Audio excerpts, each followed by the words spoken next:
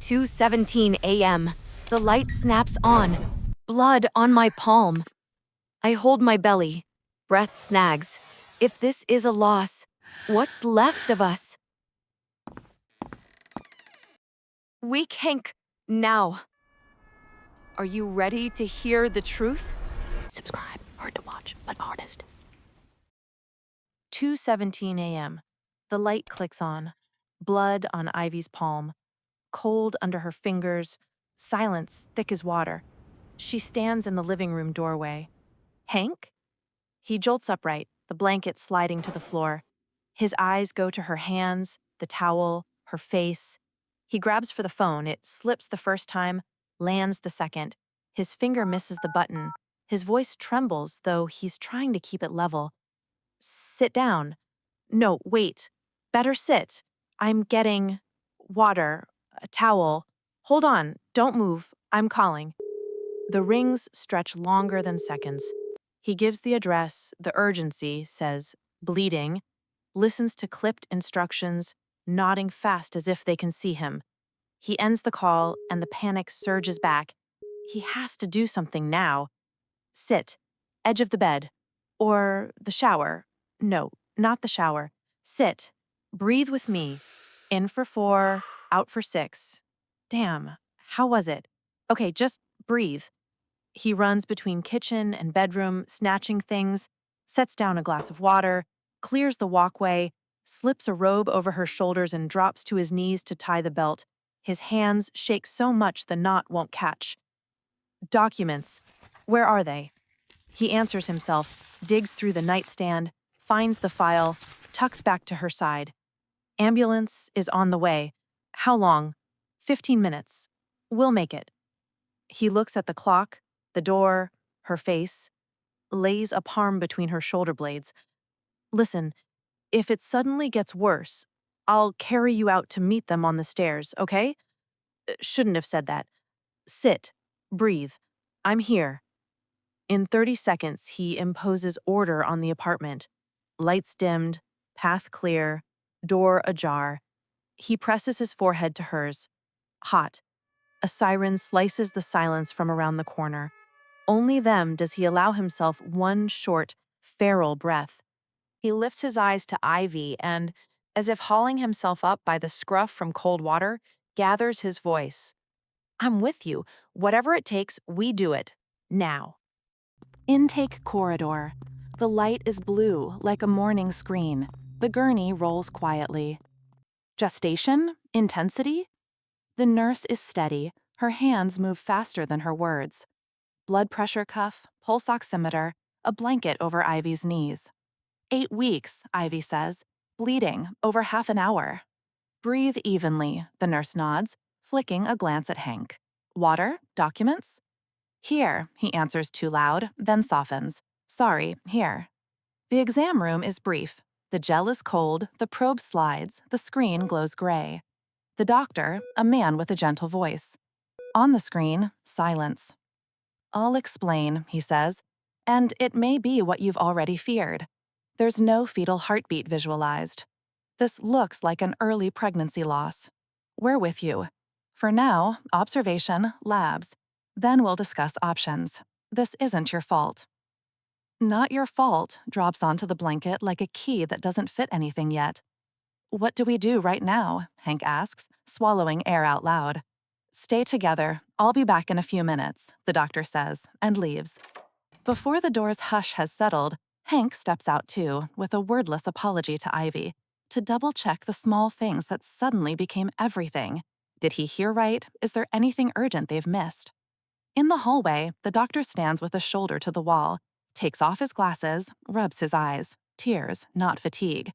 2 seconds, a breath, a tissue, glasses back on. He notices Henk, gives a slight nod, no words, then collects himself and walks on. Henk stands as if a wave crashed and rolled back. People do care, even the ones who deliver the hardest sentences every day. He returns to the room with a different timbre. He'll be back, he says, quietly, sitting beside her. And they're with us. I know, Ivy answers, watching the edge of the blanket. The nurse returns with a warmer blanket. The IV finds its place, corridor noise fades. Henk finds her hand and doesn't let go. In his head, the film starts where it all began. Summer. A waterfront fair, the smell of caramel and sea. Ivy stands in the lemonade line, a book in her hands, pretending to read. At the next stall, a guy is awkwardly trying to tie a kite to a bicycle. The knot slips, the kite taps passersby with its wings. "Sorry, do you have a spare hand?" His smile looks more like surrender than flirtation. "I do, but it's busy with a book," Ivy says, not closing the page. He steps back half a pace, stares at the knot. The knot surrenders. The book closes. Ivy's fingers move fast. One wrap, another, a locking loop, done. "That was beautiful," he says. "I'm Henk." "Ivy, is your kite airworthy?" "For now, ground crew." They walk side by side down the promenade. The fair turns the noise soft, like a throw blanket. Henk talks faster than he planned, about working in a friend's shop, about building forts in the yard as a kid, and commanding an army of cousins. "There were 9 of us in our courtyard. Chaos, but a warm kind. Sundays, one big lunch. Someone fell out of a tree, someone laughed, someone sulked. Still, one table." "9," Ivy repeats, like a small parliament. "With a permanent opposition," he laughs. "What about you?" She sips lemonade to buy a second. Quieter. Order, schedules, a tablecloth with no stains. Doors shut so there are no drafts. "No problem, we'll open them," Henk nods. "Don't rush it," she nods to his rhythm, but lets her eyes drift. Drafts are tricky. They sit on a bench. A mom passes with 2 toddlers. Henk goes quiet, watching them. "Do you like this noise?" Ivy asks. "It's what life feels like, even when it's scattered into little screams." "It locks my jaw sometimes," she admits. "I can be your exhale reminder," he offers.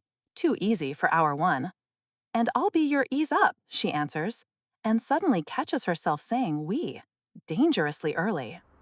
Evening gathers. Streetlights lift a glow over their hands on their knees. He asks if they can meet tomorrow.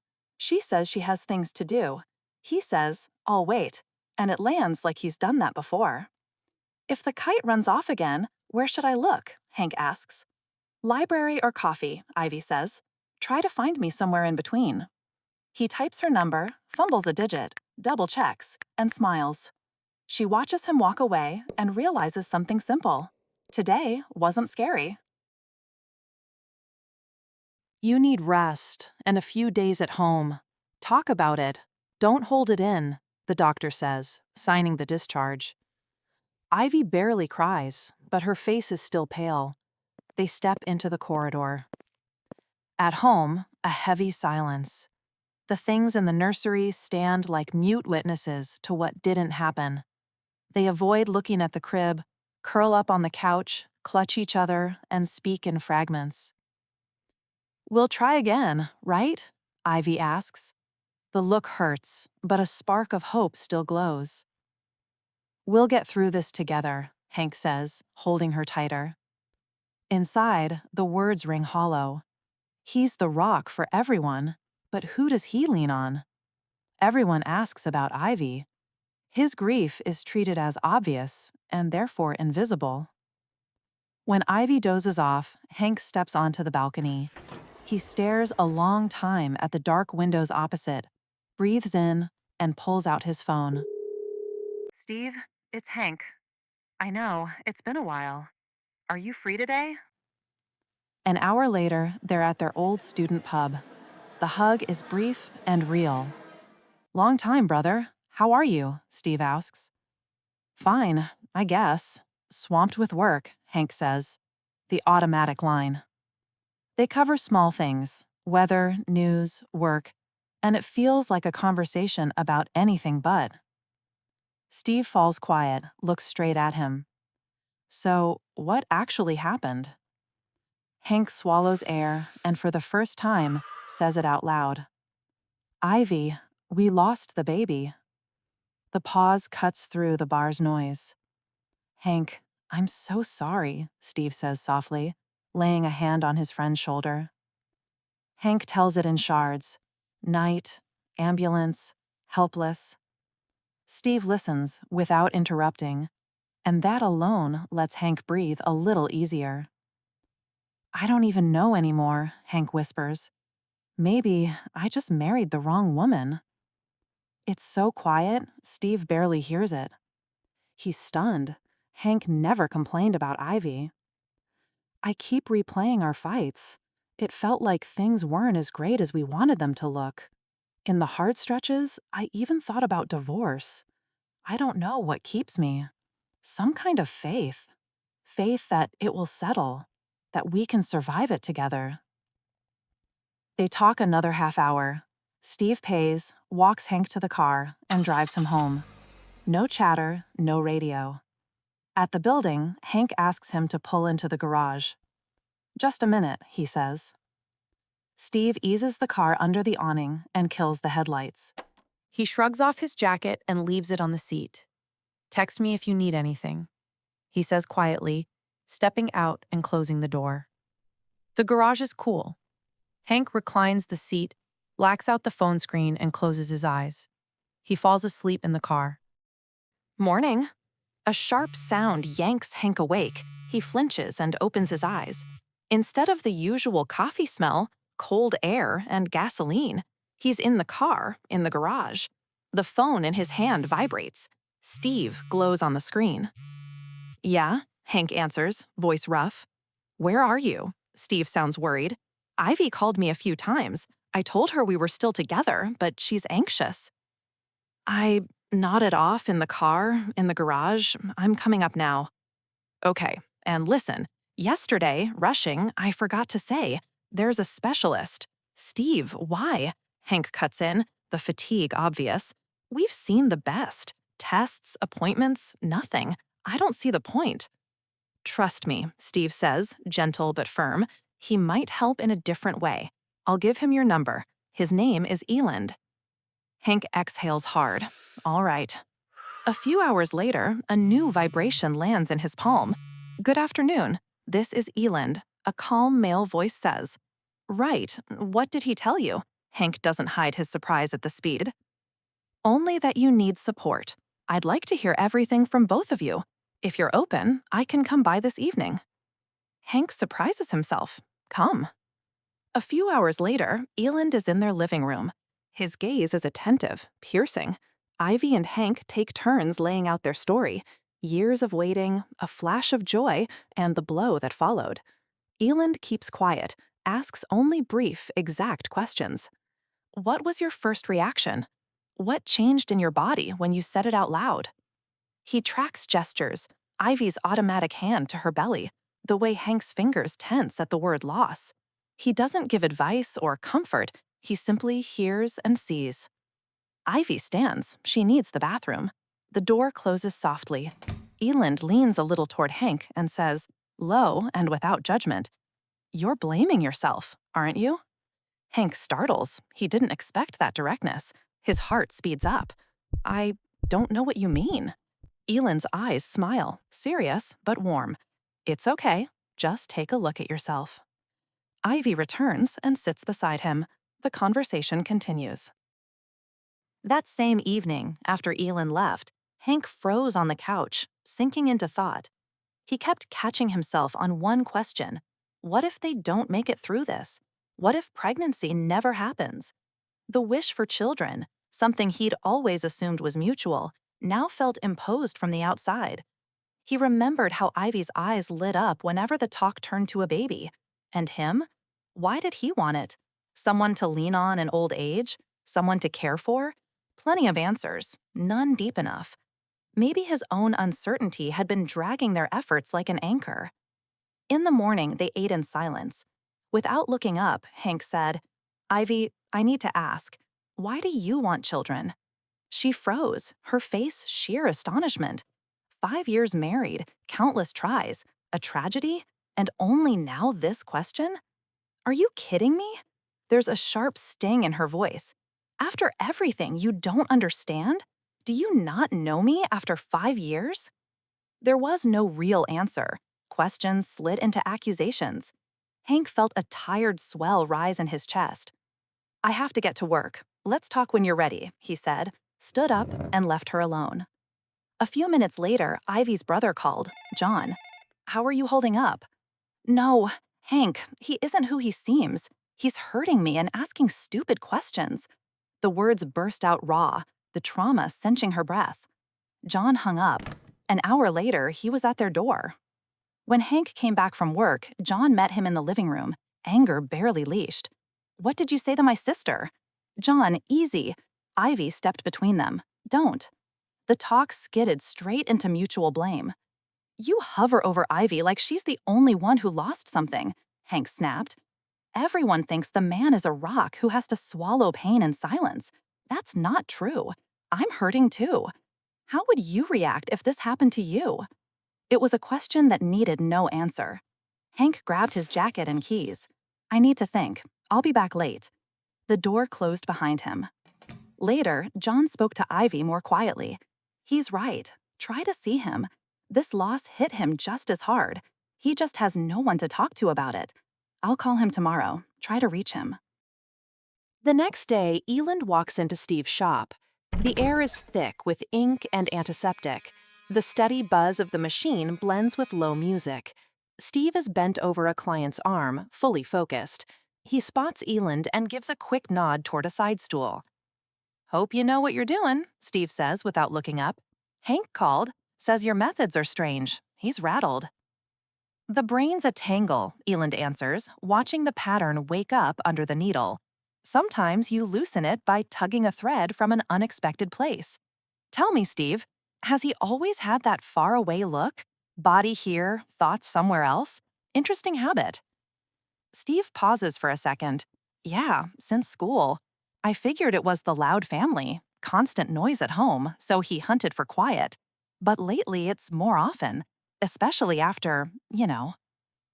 Eland asks what don't sound therapeutic at first, what family values mean to Henk, whether there was serious strain in the marriage before the tragedy, how he handles the pressure of responsibility. Steve answers, not realizing every detail is slotting into a mosaic. Eland listens closely, notes his friend's tone and gestures, assembling a psychological sketch of Henk. They're only hypotheses for now, but they're already sharpening into suspicions. "He's there," Steve adds, "but he drops out. I used to think it was just fatigue. Now it's more than ever." "Got it," Eland nods. "When there's too much noise, people learn to mute the sound inside. The question is, what exactly is he muting?" Eland keeps gently tugging threads. Was Henk pushed to be the rock? Does he go distant at any hint about kids? Were there past moments when helplessness got punished? Steve answers plainly, long friendship in his words, a real wish to help in his eyes. Eland clocks it. Henk's reactions aren't random. "Thanks, Steve," Eland sums up. "You helped more than you think. Sometimes the right question is half the answer." Steve glances up, as long as it brings him back, here. Eland nods without a word. What he's heard lines up with what he saw with the couple. Henk goes far whenever they touch the core of pain. Eland's sure now he'll have to pull that thread, gently but firmly. In the morning, Henk gets a short text from Eland. "Good morning. I want to see both of you. There's a place we should go." Henk shows Ivy. She nods. No strength left to argue, and maybe this is a chance to steady their breathing together. They head to the waterfront, where the summer fair once smelled of caramel and sea.